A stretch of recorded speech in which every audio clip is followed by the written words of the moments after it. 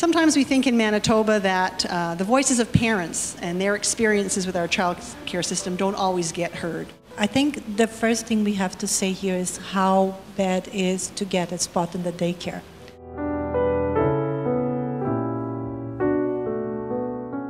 I've had 5 kids and I'm a single parent, so I've struggled with daycare. A lot of parents are having the same struggles. It's a 2-year waiting list. We're still waiting.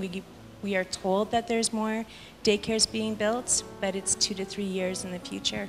In my school, where the kids go, they have a daycare, but I don't have access. They say, oh, our waiting list is 200, and we don't even taking anybody else.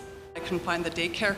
If my son never came home from working in Alberta and watched him, I would have had to quit university. So Remember, the French daycare called me when that kid was 6, and told me, do you still want them on a list? And I said, forget it, he's in the kindergarten now, he doesn't need it.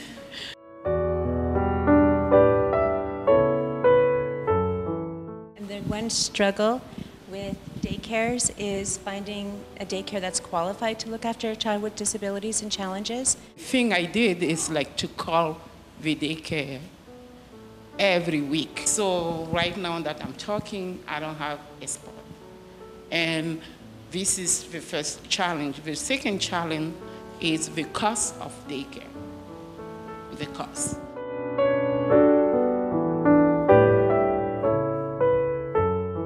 The big question is, who is it going to be? If we can't find a spot, who is going to not go back to work?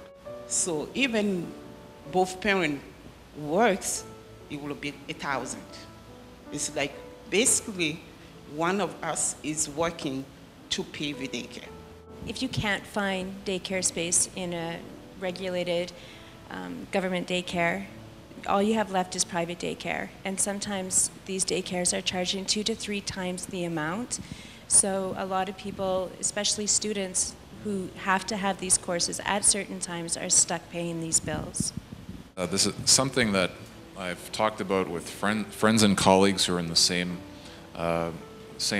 boat, who have young children and have tried all the means to find a spot. That having to look to the other side, you mentioned quality of care, possibility of going to unregulated home daycares, and all of the problems that can entail, having to take that leap of faith and trust, and potentially put your child in a situation that you're not comfortable with entirely because there's just no other option.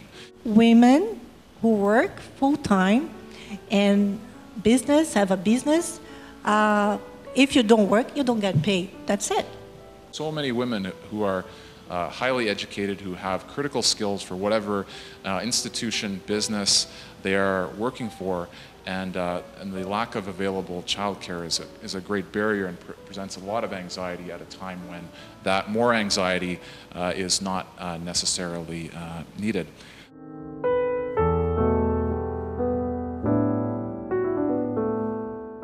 We don't have a great infrastructure for the development of childcare spaces to begin with. So for example, a place within the community where that childcare facility can open.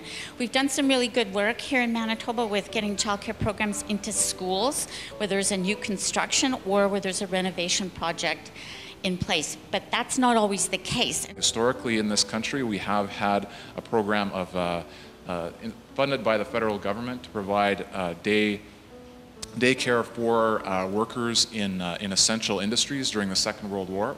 That happened in Ontario and Quebec. And I would hazard to say that at this day and age, we have women who are essential workers in so many areas of the economy that should be a priority, not just at the provincial level, also at the federal level for.